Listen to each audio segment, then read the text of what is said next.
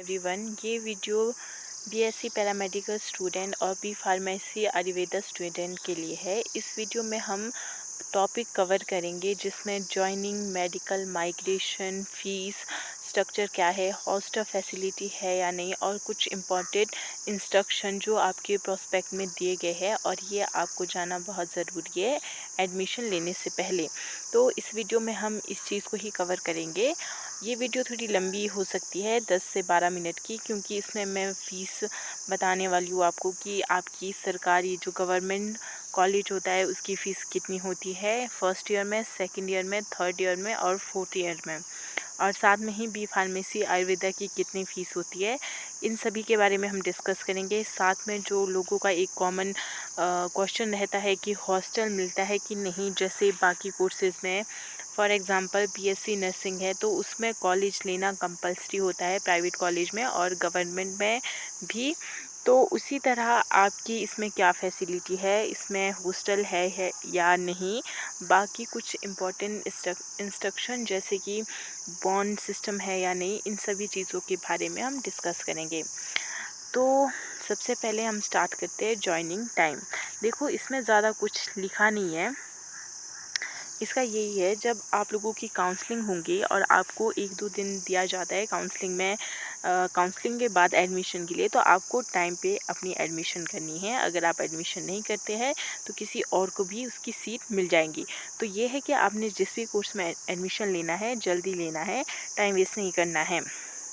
Second, at the time of admission in the college, the candidate have to submit his and her original certificate। जैसा कि आपको पता है कि जब हमारी काउंसलिंग हो जाती है तो हमें अपने ओरिजिनल डॉक्यूमेंट साथ में ही उसकी प्रिंट आउट कॉपी जो कि सेल्फ अटैच्ड होनी चाहिए वो ले जानी पड़ती है। तो जो आपके डॉक्यूमेंट है ओरिजिनल, वो कॉलेज में सबमिट होते हैं जब तक आपके 4 साल का जो आपका कोर्स है वो कंप्लीट नहीं हो जाता है। Next, no stipend will be paid during the course. जब तक आपका कोर्स है आपको कोई स्टाइपेंड नहीं मिलेगा। Next, candidate will have to make their own arrangement to stay as no hostel available in.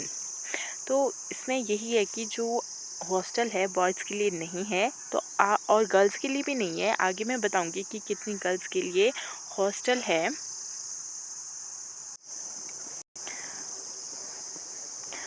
तो आप लोगों के पास हॉस्टल नहीं होता है, जिन आगे जाके कुछ लड़कियों के लिए हॉस्टल है वो मैं आगे आपको कंफर्म कर दूंगी। Next, medical examination. तो जब आपकी काउंसलिंग होगी उसके बाद आपने डॉक्यूमेंट भरने हैं तो उसमें आपका मेडिकल सर्टिफिकेट भी लगेगा। Migration, no migration will be allowed in the BSc medical technology course in any case. तो देखो, इसमें माइग्रेशन का आपको लिखा हुआ है कि माइग्रेशन नहीं होंगी। अब हम बात करते हैं फ़ीस की। सबसे पहले हम बात करते हैं annual fee for each course of BSc medical technology courses. जैसा कि आपको पता है कि जो हमारे पैरामेडिकल कोर्सेज है वो 4 कोर्सेज है, तो ये चारों कोर्सेज की फ़ीस है और 1 साल की फ़ीस है, जिसमें आपकी ट्यूशन फ़ीस 10,000 है, स्टूडेंट फ़ंड 2,500 है, मेडिकल फंड 500 है, सिक्योरिटी फ़ीस आपकी 1000 है जो आपको बाद में वापस रिफ़ंड हो जाती है। तो टोटल फ़ीस की बात करें तो आपकी 1 साल की फ़ीस 14,000 है पैरामेडिकल कोर्सेज़ की। अब हम बी फार्मेसी आयुर्वेदा की बात करते हैं, क्योंकि इसमें फ्लक्चुएशन है आपकी फर्स्ट ईयर, सेकेंड ईयर और फाइनल ईयर तक जो आपकी फ़ीस है। तो आपकी जो बी फार्मेसी आयुर्वेदा के कोर्सेज़ है उसमें क्या क्या फ़ीस है और किस किस तरह की फ़ीस है वो आप यहाँ पे पढ़ सकते हैं, जिसमें tuition fees, admission fees, student welfare fund, security etcetera लिखा गया है। तो आप देख सकते हैं किसकी कितनी फ़ीस है। और मैं आपके पास टोटल बताती हूँ। फर्स्ट ईयर की 50,310 है, सेकेंड ईयर की 40,610 रुपये है, थर्ड ईयर की 45,110 रुपये है और आपकी फ़ाइनल ईयर की 40,610 रुपये है। तो ये बी फार्मेसी आयुर्वेदा स्टूडेंट की फ़ीस है। अब हम कुछ इम्पोर्टेंट इंस्ट्रक्शन की बात कर लेते हैं जो हमने पहले भी पढ़ ली है, पर इसमें और दिए हुए है तो हम देख लेते हैं इसमें क्या क्या लिखा गया है। सबसे पहले fee will be charge for fully calendar year. देखो जो आपकी फ़ीस है वो इस तरह से नहीं होगी कि 6 महीने की पहले दे दो, 6 महीने की बाद में दे दो, या इस तरह से। आपकी जो 14,000 फ़ीस है या जो भी बी फार्मेसी की फ़ीस है वो आपसे एक साथ ही ली जाएंगी, तो आपकी पूरे साल की फ़ीस ली जाएंगी। साथ में इसमें थोड़ा बहुत और लिखा है, आप पूरा पढ़ सकते हैं कि फ़ीस डिले होंगी तो आपको कितना फ़ाइन लगेगा, रीएडमिशन अगर आप करवाते हैं तो कितनी फ़ीस, कितना फ़ाइन आपसे और चार्ज होगा, तो ये सब इसमें लिखा गया है। और लास्ट में दिखाया कि इन केस अगर आपको जिस दिन आपने फ़ीस सबमिट करनी है उस दिन संडे है या हॉलीडेज़ है, तो आप नेक्स्ट वर्किंग डे में अपनी फ़ीस जमा कर सकते हैं। हॉस्टल की हमेशा ही बात होती है, और वैसे मैंने आपको पहले बता दिया कि हॉस्टल फैसिलिटी आप लोगों के लिए नहीं है। तो यहाँ लिखा भी है कि there is no hostel facility available for boys. तो बॉयज़ को अपना जो अरेंजमेंट है वो खुद करना पड़ेगा, पर गर्ल्स के लिए उनके पास 36 स्टूडेंट के लिए सीट अवेलेबल है। और जो ये 36 गर्ल्स है वो किस तरह से उनको हॉस्टल मिलेगा, उनको उनके मेरिट के बेस पे हॉस्टल मिलेगा, बाकी को अपना अरेंजमेंट खुद करना होगा। ठीक है। इसके बाद नेक्स्ट जो बहुत इम्पॉर्टेंट पॉइंट है, एक इन्होंने लिखा है, if a student leaves the college after 1 week of admission date and after depositing the due, there will be no refund of fee and the so vacant seat is filled up from waiting list. देखो अगर आप एक हफ्ते बाद, जैसे आपने आज admission ली है और इसके एक हफ्ते बाद या 15 दिन बाद आप कॉलेज को छोड़ देते हैं, तो आपकी जो फ़ीस है वो आपको रिटर्न नहीं होंगी। However if he leave within 1 week, ठीक है, 20% will be deducted and the rest of the amount will be return to the student. तो इसमें यही लिखा है कि अगर आप एक हफ्ते बाद कॉलेज को छोड़ते हैं तो आपको कोई फ़ीस वापस नहीं मिलेगी, ठीक है। पर अगर आप विद इन वीक, एक वीक के अंदर ही अपना जो कॉलेज है वो छोड़ते हैं, तो कॉलेज भी 20% वहाँ से डिडक्ट कर देगा, बाकी जितना बचेगा वो आपको वापस मिल जाएगा, पर 20% कॉलेज अपने लिए रखेगा, ठीक है। Next, security will not be refunded if not claimed within 3 months after the declaration of the final result of the 8th semester।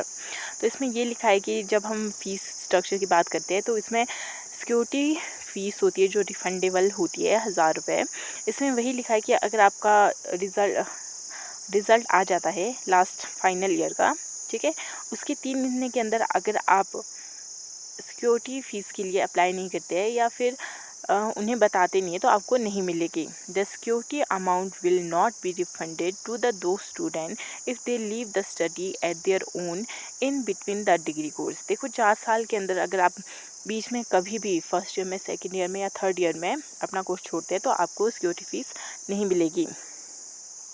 If any student after putting 6 months or more leaves the institute to join some other institute or job, in that case the society will suffer loss as the seat will remain vacant। इसमें कुछ नहीं लिखा है, इसमें यही लिखा है कि अगर आप बीच में कभी भी कोई कोर्स छोड़ के जाते हैं, ठीक है, तो उसके लिए आपको कुछ अमाउंट कॉलेज वालों को पे करना पड़ेगा। To meet out these losses certain amount में be fix to be charge from the candidate, ठीक है। तो आपको कुछ अमाउंट पे करना पड़ेगा, तभी आप जा सकते हैं, ऐसे नहीं जा सकते हैं। और जो आपके ओरिजिनल सर्टिफिकेट है, क्योंकि ओरिजिनल सर्टिफिकेट तो आपको लगेंगे, तो ओरिजिनल सर्टिफिकेट में be allowed to retain in the college for at least 3 years, and while the original certificate are demanded for joining other courses, the candidate should deposit at least the tuition fees for the ongoing academic session। तो इसमें यही लिखा है कि अगर आपको, जैसे आपने 4 साल में कहीं भी बीच में अपना कोर्स छोड़ना है, ठीक है, तो अगर आपको अपने ओरिजिनल डॉक्यूमेंट चाहिए कॉलेज से, तो आपको वहाँ की ट्यूशन फ़ीस जो कि 10,000 है शायद, वो आपको भरनी पड़ेंगी, तब कॉलेज वाले आपको आपके ओरिजिनल डॉक्यूमेंट देंगे। तो ये कुछ बातें हैं जो कॉलेज ज्वाइन करने से पहले आपको जाननी होंगी। तो मैंने बता दिया है, अगर आपको समझ आ गया तो बहुत अच्छी बात है, बाकी आप खुद एक बार प्रोस्पेक्ट में जाके पढ़ सकते हैं। ऑलमोस्ट मैंने सब बता ही दिया है आपको। साथ में यहाँ हॉस्टल की है, जैसे कॉलेज में बॉयज़ के लिए हॉस्टल नहीं है, पर 36 गर्ल्स के लिए हॉस्टल है। तो जो हॉस्टल का टोटल चार्ज है वो 25,000 है। इसमें क्या क्या रूम रेंट, इलेक्ट्रिसिटी, वाटर और बाकी सब चीज़ें लिखी गई है। हाँ, मेस का इसमें अलग से हो सकता है, बाकी मुझे इतना पता है नहीं, क्योंकि इसमें मेस का लिखा हुआ नहीं है। तो ये उन स्टूडेंट के लिए है, क्योंकि 36 स्टूडेंट के लिए है। यहाँ पे लिखा हुआ है mess charge will be extra excluding hostel fees. जितने आपकी हॉस्टल फ़ीस है 25,000 की तो रहेंगी, पर मेस का अलग से चार्ज लगेगा आपको।